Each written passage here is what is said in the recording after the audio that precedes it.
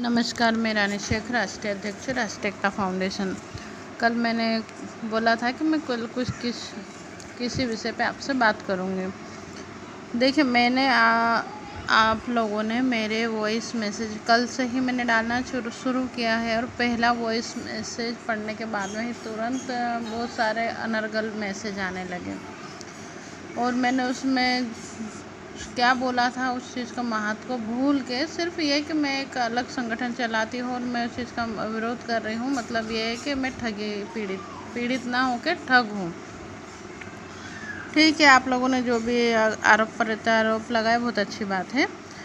देखिए, मैंने ये चीज़ें आपको जो अभी ऐसा नहीं है कि कल के कल ही सुना और कल के कल ही प्रतिक्रिया दी है। मैं 2 जनवरी से ही मतलब आपके बहुत सारे मैसेज वीडियो वगैरह देख रही थी और उसमें मुझे लगा मैंने तुरंत में रिप्लाई देने के बजाय मैंने सोचा पहले इनको समझा जाए कि ये करना क्या चाह रहे हैं और वाकई में सही है गलत है क्या है, थोड़ा सा समझा जाए।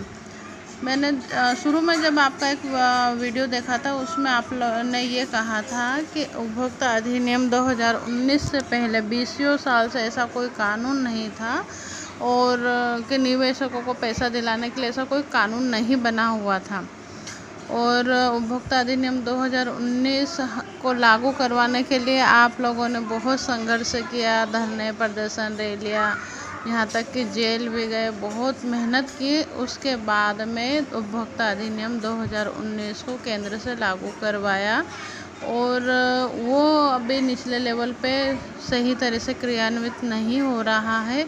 उसके लिए आपने जनवरी से पहले मतलब यूपी चुनाव से पहले आपने बोला था कि पहले भुगतान उसके बाद मतदान।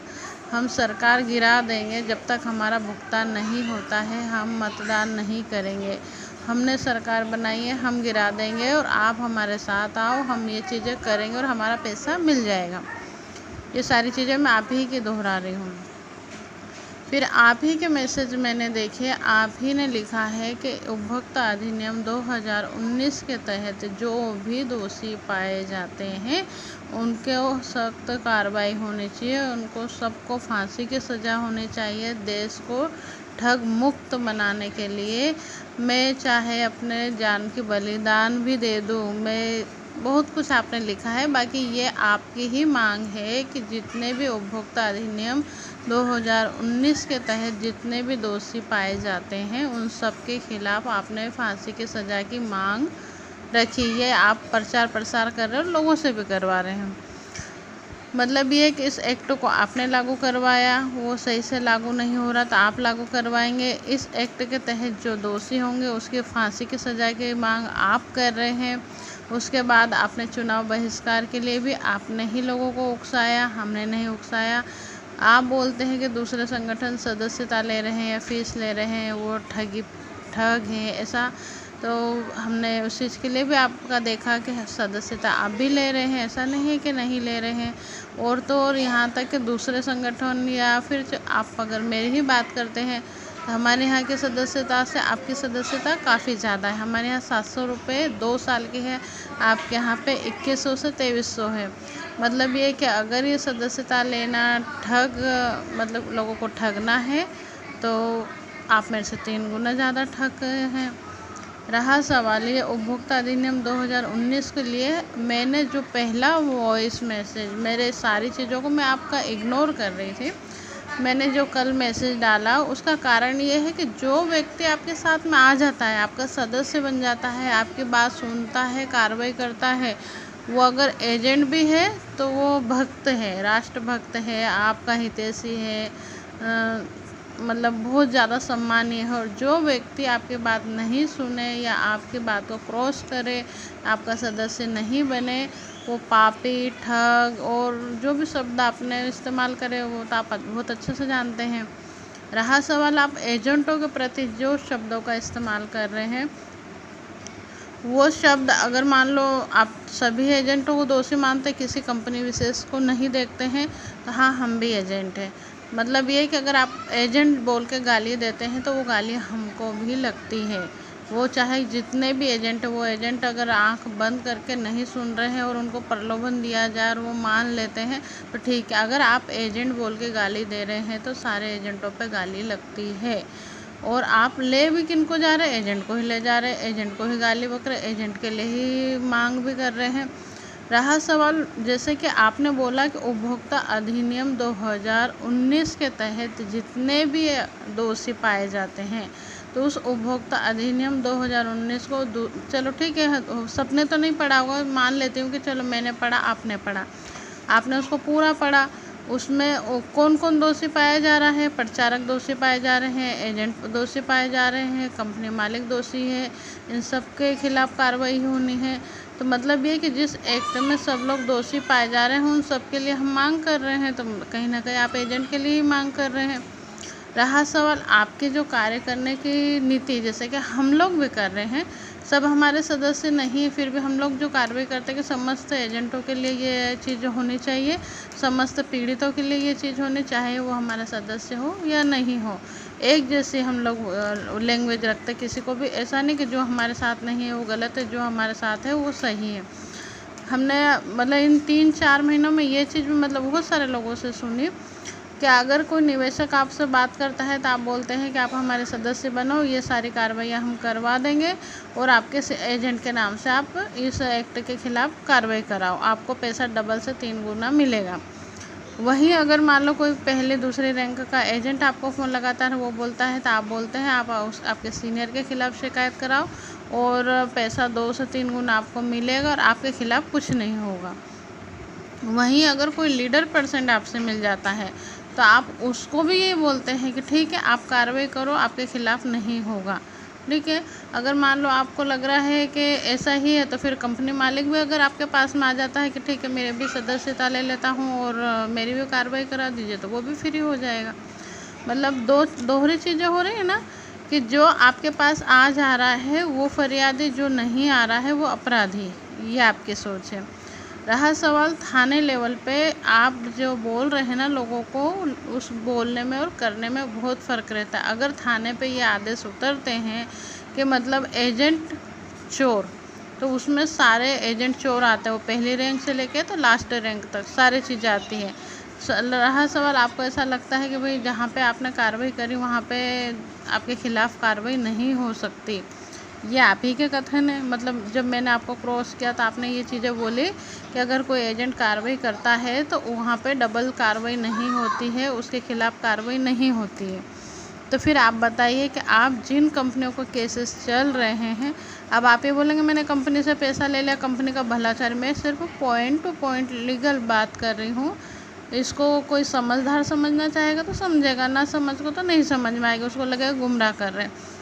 आप बोल रहे हैं कि एफआईआर, मात्र एक एफआईआर आपने कराई जिसमें आप फरियादी हैं या आप उसमें जुड़े हुए हैं, आप अग्रिम होकर कार्रवाई कर रहे हैं, तो दूसरी कार्रवाई नहीं होगी। जबकि एफआईआर से ऊपर उठ के होता है कोड। जो लोग केस कोर्ट में पहुंचा चुके हैं, आप उन्हीं से, मेरे पास में बहुत सारे फ़ोन आ रहे हैं कि हमारे यहाँ पे हाई कोर्ट में चल रहा है, वहाँ उसमें चल रहा है, ऐसा चल रहा है, वैसा चल रहा है। तो जिन लोगों का हाई कोर्ट, सेशन कोर्ट या सुप्रीम कोर्ट में केस चल रहा है, उन लोगों को आप एफआईआर नीचे कटवा रहे हैं। तो आप सोचो कि मतलब जो चीज़ आपकी 2 चीज़ें हो रही, या तो ये कि आप उन लोगों को झूठ बोल रहे हैं कि आपने अगर फरियादी बन गए तो आपके खिलाफ कार्रवाई नहीं होगी, या आपने कार्रवाई कर दी तो अब कार्रवाई नहीं होगी। तो फिर अगर मान लो ऐसा है तो फिर हाई कोर्ट में जो केस लगे हुए वो लोग नीचे केस कैसे कर सकते हैं? जब एफआईआर वाले ही डबल नहीं कर पा रहे हैं तो फिर हाई कोर्ट वाले नीचे उतर के कैसे कर लेंगे? और दूसरी बात यह है कि जब मान लो ये कि कंपनी से आपको लग रहा है कि भाई जितने भी हैं, मतलब यहाँ पे आप थोड़ा सा अपने, मैंने शुरू वाला जो वॉइस मैसेज डाला था ना, मैंने उनको ये बोला था कि इस एक्ट में संशोधन करवाएं। आप जो लेटर दे रहे हैं उस लेटर में एजेंटों की सुरक्षा वाला मैटर भी डालें कि इस एक्ट के तहत जो कार्रवाई हो उसमें एजेंटों को सुरक्षित किया जाए। अगर वो डाल देते हैं पॉइंट तो सारे ही एजेंटों के लिए फ़ायदेमंद है। और फिर निवेशकों की धन वापसी के लिए हम लोग शासन प्रशासन सबसे लड़ ही रहे हैं, आप लड़ रहे हैं, दूसरे भी लड़ रहे हैं, हम भी लड़ रहे हैं, कोई वो नहीं है जिनसे मैंने बात करी, तो वो भी संगठन चला रहे, उनका हमारा मतभेद नहीं भाई, उनके सदस्य उनके, हमारे सदस्य हमारे। बाकी हम अगर शासन प्रशासन से लड़ रहे हैं तो उस चीज़ पे लड़ो ना। अगर मान लो आपको कुछ लिखे में कुछ थोड़ा सा आगे पीछे हो रहा तो हम चीज़ों को समझ कर उसको सुधार कर सकते हैं।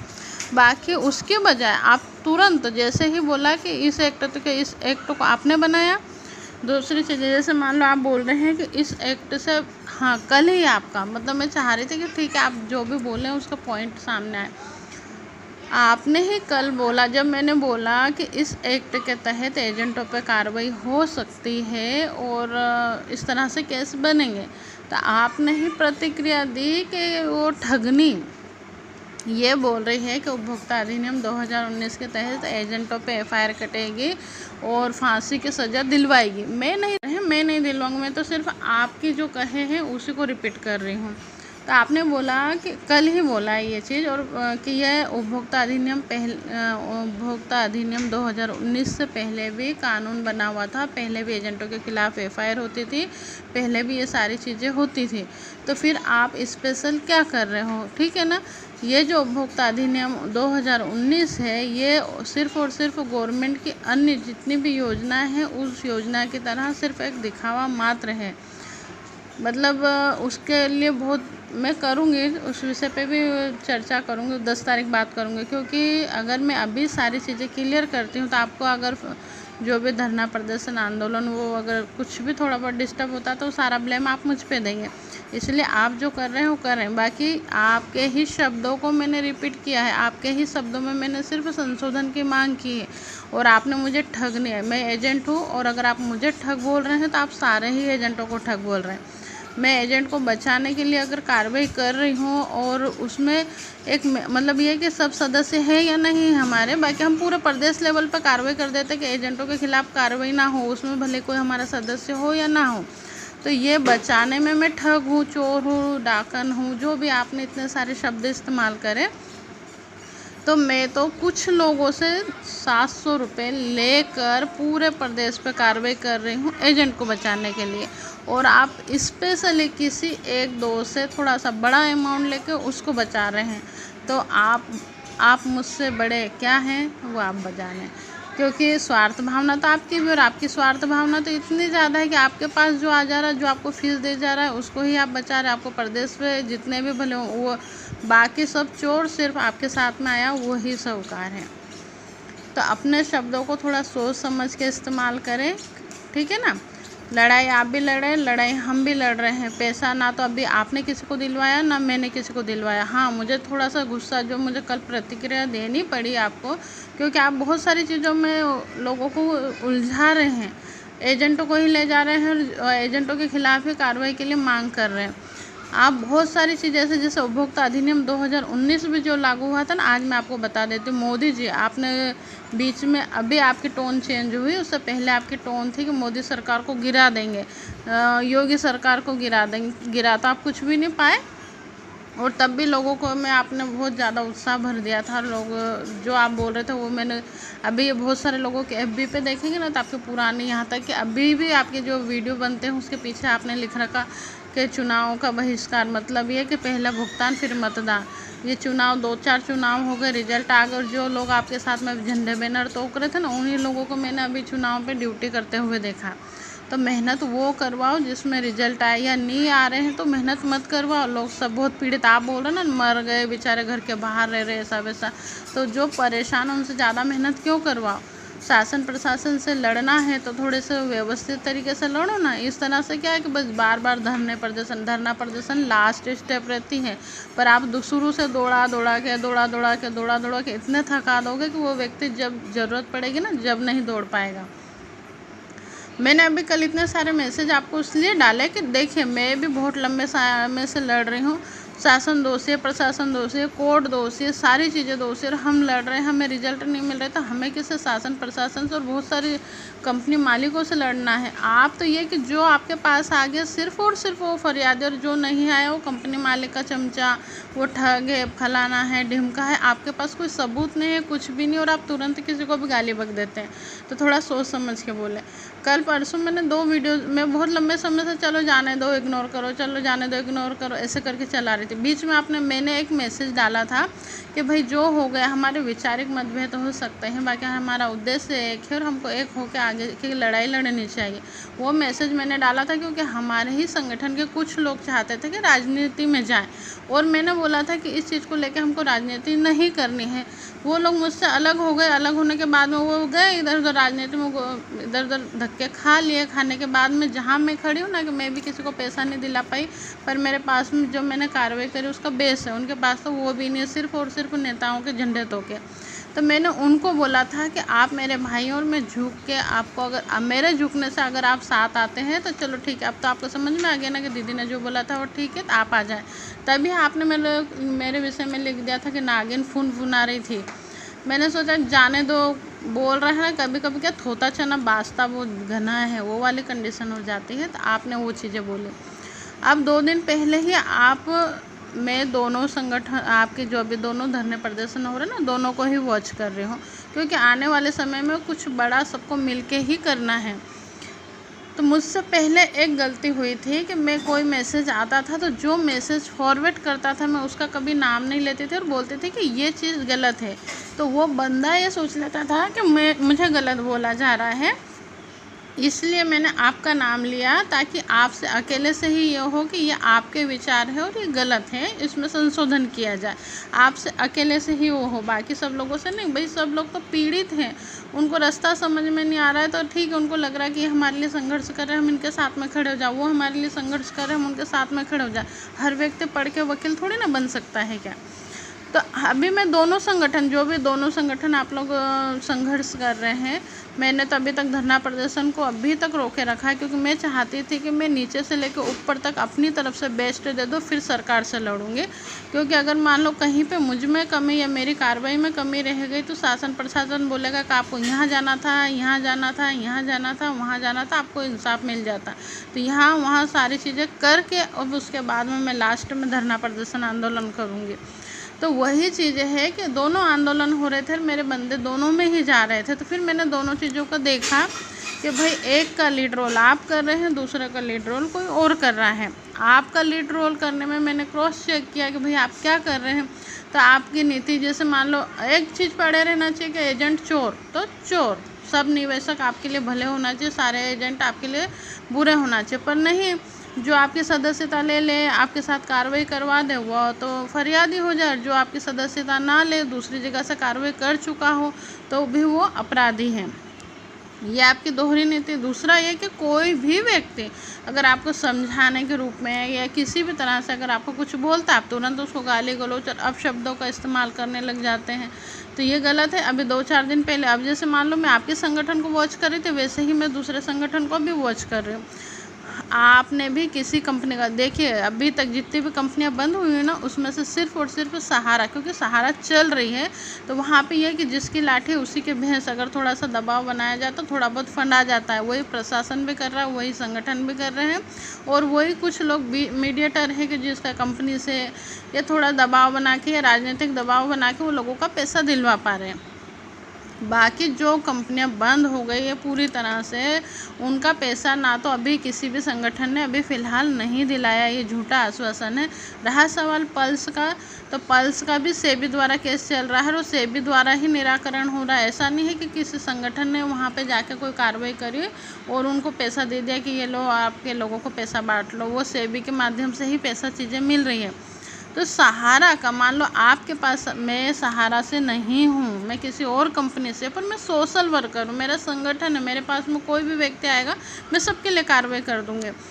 तो वैसे ही अगर मान लो सहारा का कोई, हमारे पास में सहारा के बंदे, आपके पास में सहारा के बंदे, सहारा के पूरे भारत में बिखरे हुए लोग हैं। अगर किसी सहारा के बंदे को कोई व्यक्ति अगर थोड़ा बहुत पैसा ले दे के अगर कहीं से कैसे भी करके उसका पैसा दिला पा रहा है, तो आप देखिए कि हवाई बात करने में और ज़मीनी बात करने में बहुत फ़र्क पड़ता है। कोर्ट कचहरी थाना ये सारी चीज़ों में एड़ियाँ घिस जाती है और पैसा भी जो लगता है वो लगता है, बहुत लगता है। कई बार तो ऐसा हो जाता है कि जो हमें चाहिए ना उससे कहीं ज़्यादा खर्च हो जाता है। तो अगर कहीं से भी थोड़ा सा अगर देने के बाद में पैसा मिल रहा है ना, तो मैं तो कहूँगी कि सब लोगों को ले लेना चाहिए। अगर कहीं जहाँ पर भी आप लोगों को लग रहा है कि यहाँ पे थोड़ा बहुत दे दो कि हमारा पैसा निकल रहा है, निकाल लो, क्योंकि पूरा ही डूबने से तो अच्छा जितना भी निकल रहा है। तो ना तो मैंने अभी तक, जैसे कि आप मेरे खिलाफ़ एफआईआर कराने के लिए लोगों को अलग अलग लोगों को नंबर दे रहे हैं कि रानी शेख कहाँ रहती है, उसका घर कहाँ है, उसका पता कहाँ है, उसके घर में कौन कौन है, उसके खिलाफ़ एफआईआर की जाए।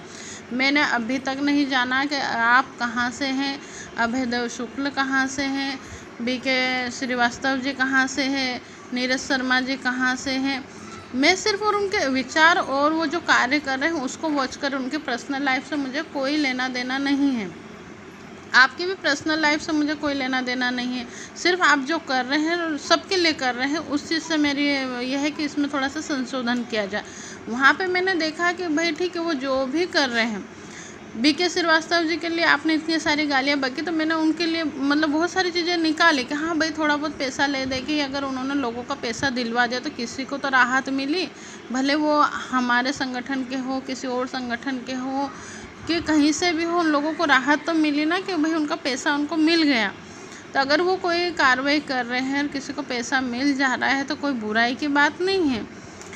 फिर भी अगर हमको लग रहा है कि भाई उनके विचार अलग है, हमारे विचार अलग है, तो आप उनसे बैठ के बात करते, या गाली गलौच हो गई थी तो आप अलग से ही उस चीज़ को रखते। पर आपने सार्वजनिक, थोड़ा दिमाग तो लगाओ, सार्वजनिक मंच पे आप गाली गलौच इतनी अभद्र, मतलब ये है कि आप मुझे भी गाली बक रहे हैं, जाने दीजिए, बाकी ग्रुपों में और भी लेडीज़ है और वहाँ पे आप माँ बहन इतनी नंगी गाली का उनका जो पहला वॉइस मैसेज डाला था, फिर मुझे लगा कि नहीं यार, ये व्यक्ति आपके बारे में ही मेरी सोच जो थी कि नहीं, ये व्यक्ति बहुत हल्के सोच के हैं, इनके साथ में नहीं है, या इनसे थोड़ी सी कहा सुनी होगी तो उन्होंने पूरे भारत लेवल पे देखो अपने शब्दों को कैसे परोस दिया है।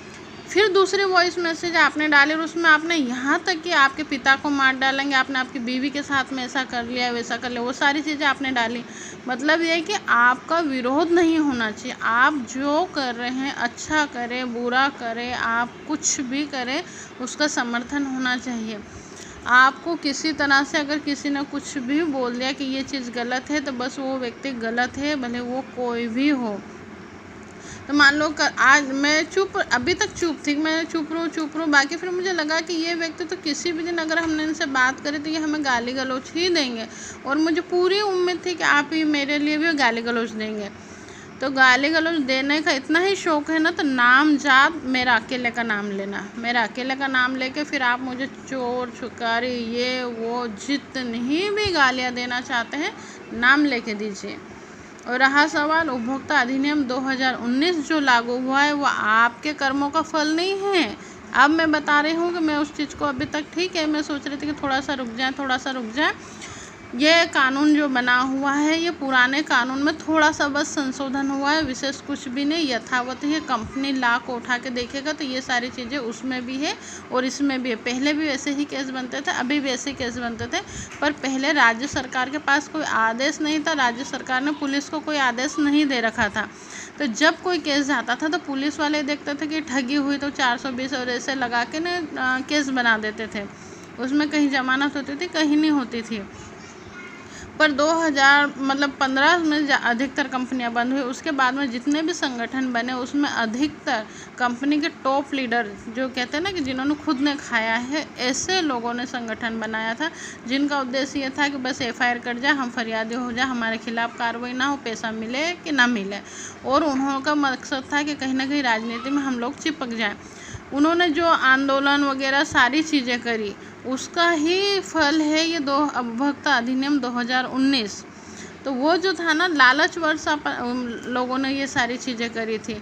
और मोदी जी, आप बोले ना मोदी सरकार को गिराना, तो ठीक है, मैं किसी राजनीतिक पार्टी का पक्ष नहीं ले रही, पर मैं हमारे देश के प्रधानमंत्री श्री मोदी जी के लिए बोल रही हूँ कि वो एक ऐसा खिलाड़ी है, या बोल सकते हैं कि युद्ध में मतलब उन्होंने राज करना, कहते हैं ना कि युद्ध जीतना, भले किसी भी हालत में, कोई मरे तो ठीक, जिए तो ठीक, कोई मतलब नहीं, उनको युद्ध जीतना है, अपनी जय जयकार करवानी है।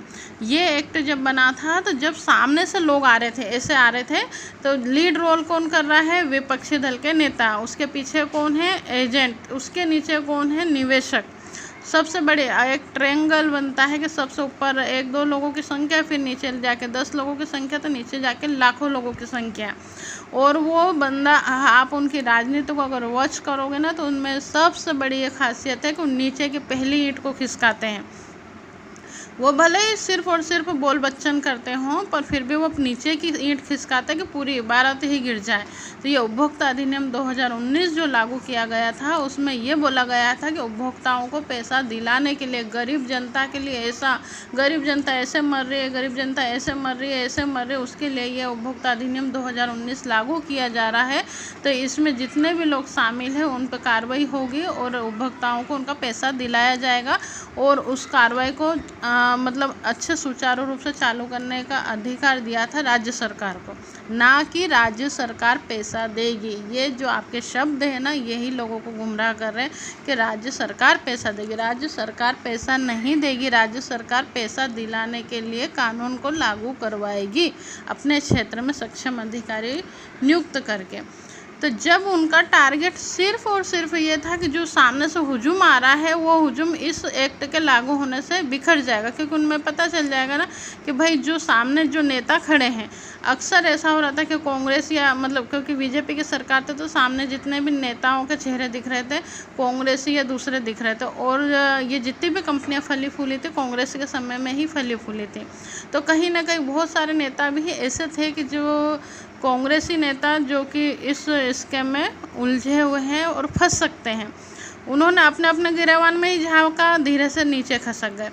एजेंटों को जैसे ही एक्ट लागू हुआ कि इसके खिलाफ एजेंटों की प्रॉपर्टी सीज होगी, वो जितने भी बड़े बड़े एजेंट थे धीरे धीरे से ये बोल के कि लोग साथ नहीं दे रहे, ऐसा नहीं हो रहा, वैसा नहीं हो रहा, धीरे धीरे से खसक गए। सबसे पहली बात यह है कि निवेशक जो था, निवेशकों के दिमाग में ये आ गया कि ये इन सब की हमें ज़रूरत नहीं, हमारे लिए एक्ट बन गया है। तो वो सारी चीज़ें हो गई। फिर अब जब एक्ट की बात करें ना, ये एक्ट तो ऐसा है कि जैसे एक बैनर लगाया कि यहाँ पे जिनके दांत नहीं है, बेचारे नंगे भूखे सब लोग हैं, इसके अंदर जाओ, आपको जूस मिलेगा और आप ऐसे संतुष्ट हो जाएंगे। ऐसे जैसे कि वो काला धन सफ़ेद धन वाले जो मैटर थे ना मुद्दे, वैसा कि वैसा ये भी एक प्रलोभन है। आप अंदर जाओ, अंदर जाने के बाद बाहर आना है थोड़ा सा टफ है। जैसे ही व्यक्ति अंदर गया कि उसको जूस पीना है, मुंह में दांत नहीं है, उसको हाथ में गन्ना थमा दिया, उपभोक्ता अधिनियम 2019 कि ये डंडा है, इसमें से जूस निकलेगा, इसको पियो और आपको संतुष्टि हो जाएगी। अब वो बंदा उस डंडे को, उस एक्ट को लेके अगर मान लो 32 ही लगवाने जाता, थाने जाता है, तो वहाँ पे भी उसको कुछ ना कुछ देकर ही आना है। एफआईआर कट जाती तो थाने पे से पैसा नहीं मिलता, पैसा मिलता है कोर्ट से, तो वहाँ पर भी उसको उपभोक्ता को खर्च करना है। पर वहाँ बाहर से आ गया, बंदर फंस गया, क्या करे, वो प्रोसेस में चालू हो गया, उसको वहाँ पैसा देना, सब कुछ करना है, जब जाके जूस मिलना है। दूसरी चीज़, अगर वो दूसरे रास्ते से जाता है कि मशीन में से मैं तो जूस निकाल के पी लूँ, कोर्ट में चला जाऊँ, मैं क्यों इतने लफड़े पाड़ लूँ चबा चबा के रस निकालने का, तो वहाँ पर भी उसको खर्च देना है। तो गरीब का तो वहाँ भी शोषण, यहाँ भी शोषण, उसको पैसा मिले या ना मिले ये बात का मैटर है। तो संगठनों को हमको ये लड़ना है कि आपने ये अधिनियम लागू करा, तो गरीबों को बेचारों को इन सारी प्रोसेस में क्यों गुजार रहे हो। और एफआईआर करने के बाद में अगर तुरंत थाने से कंपनी मालिक से अगर पैसा दिलवा देते हो ना, तो चलो हम सब समर्थन में आ जाए। वहाँ पे पैसा एजेंट से दिलवाया जा रहा है, थोड़ा सा नीचे उतर के बाहर निकल के देखो। तो अगर फिर भी आपको लग रहा है ना कि हाँ मैं ठगनी हूँ, मैं एजेंट को बचा रही, तो मैं एजेंट भी हूँ तो भी मैं ठग हूँ, अब मैं एजेंटों को बचा रही तो भी मैं ठग हूँ। अगर आप कार्रवाई कर रहे, आप सच्चे देशभक्त हैं, समाज सेवी हैं, तो आप इस एक्ट में संशोधन करवाएं।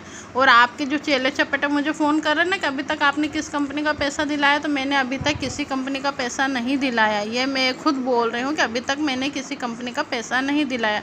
सहारा वाले भी अभी अभी हम लोगों से जुड़े हैं, अभी तक मैं सुरक्षा की कार्रवाई कर रही थी। और जो कठिनाइयाँ मुझे कोर्ट में आ रही है, उस कठिनाइयों का ही फ़ायदा अब मैं आने वाले समय में निवेशकों को दिलाऊंगी। कैसे दिलाना है वो सारी प्रोसेस में 10 तारीख बाद बताऊंगी। मैंने क्या कार्रवाई करी, क्या नहीं करी, वो भी मैं आपको बाद में बताऊंगी। आपको लग रहा ना कि एजेंट हो, नीचे एफआईआर करके आ जाओ, मैं एजेंट हूँ, छोटी रैंक की थी, मैंने एफआईआर करी और क्या क्या समस्या आई वो अभी नहीं बताऊँगी, क्योंकि अभी तो आप जाओ, जाके ने इसको अच्छे से निपटाओ। और वैसे भी आप भले कितना भी बड़ा हुजूम ले जाओ, ले जाके नहीं कार्रवाई करके आना। इसमें बस आज ये मेरा लास्ट मैसेज है, इसके बाद मैं मैसेज नहीं करूँगा। आपको जितनी गालियाँ देनी है दे लेना, मैं अब इसके बाद में आपका रिजल्ट का इंतज़ार करूँगी और 10 तारीख बाद कार्रवाई करूँगी। और शब्दों को संभाल के बोलना, अगर मैं किसी के भी माँ बहन सम्मान नहीं होती इसलिए मैं गाली नहीं बकूँगी। आप अगर महान व्यक्ति हैं तो स्पेशली मेरा नाम लेके ग्रुप में गाली बकिएगा, फिर मैं बताती हूँ कि मैं क्या हूँ। ठीक है ना, धन्यवाद।